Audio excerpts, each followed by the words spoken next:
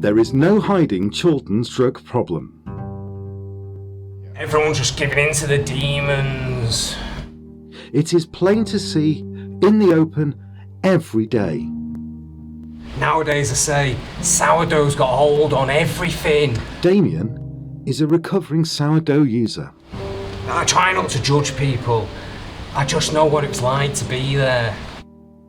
We met him in the Chorlton precinct where, surrounded by other users, the tragedy of the sourdough bread epidemic is on full display.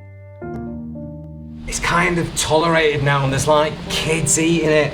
They're getting younger and younger. It's like a domino effect. What we're seeing here is backed up by numbers. Chorlton ambulance crews responded to over 50 sourdough overdose cases in 2023 so far. While making this film, we saw the tragedy unfolding before our eyes. One user was revived by paramedics and taken away, but another was not so fortunate. The stomach just sort of swells up and explodes. And, while solutions to treatment are on the table, one thing is clear. Sourdough has its grip on its users and on Chorlton, where it continues to take lives. Was it common to lose friends to this bread? Yeah, man. Most really good people to it. They start nibbling it a bit more till it takes control. One of the problems is that the sourdough is now making its way into other bakery products such as rolls, tarts and even bagels, so that people are unwittingly getting hooked. With me here is the Chief of Police. Chief, is this the worst crisis you've ever seen? Well, it's certainly the worst I've seen in my 26-year career. We had spikes in heroin and crack use, but nothing like we've seen with sourdough. And do you have a plan to break up the distribution of this terrible product? And how do you get a grip on those preying on our community? Well, in the past week alone, we've seized over 100 loaves of bread, but that's just the tip of the iceberg. I've listened quite a bit to people worried about these trends, and we're going to try and focus on the distributor while also working with people who do outreach work in the community. And who are these people? Are they foreign drugs gangs? Well, it's complex. It's partly Eastern European gangs, but it's mainly the Barbican delicatessen. Barbican? Do you have the power required to deal with this situation and take them down in any meaningful way? We try. We raid them, but every time we close them down, they just open right back up the next day. There's just so much demand for it. Do you try putting them in prison and seizing their equipment? No. Yeah.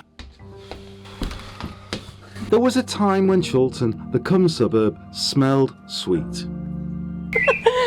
We were always cooler than everyone else. A little bit hippie, a bit bohemian. Jackie is a third-generation Chorltonite who had settled in with her family to the affluent neighbourhood near Keppel Road. A dream home, near to Dulcimer and with easy access to the Tesco filling station. What changed? There are two types of people here in Chorlton. Those who've had something bread-related happen to them, and those who will have something bread-related happen to them. There's nothing else. Jackie said her perspective changed when a man broke into her house in 2023. He stole jewellery, money, her kid's Thomas the Tank Engine themed duvet and nightlight, and went through her medicine cabinet for antacids. Police were useless to help. You get in more trouble for parking in a disabled space than you do for walking around Chorlton with a bag of sourdough that could kill a bus load of kids. It's just wrong. People say the trouble started when the mayor decriminalised sourdough bread in 2014. Ted Wheeler is Chorlton's mayor. Part of the problem is that we don't have the substance disorder treatment facilities.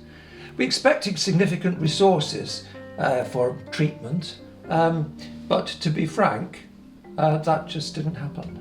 Is that because you embezzled those resources? Yes. Yes, it is. Oh, Ted! If you're a sourdough addict on the streets of Chorlton and have access to free housing, free food, free water, and you can legally buy sourdough, why would you put yourself into treatment? And what is your solution? Close the Barbican. Close it right down till it squeaks. And there we have it. A suburb in turmoil, a woman's possessions molested, a new type of bread that the residents of Chorlton are completely powerless against.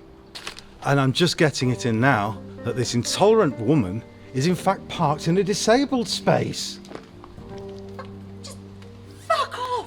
I've actually got IBS!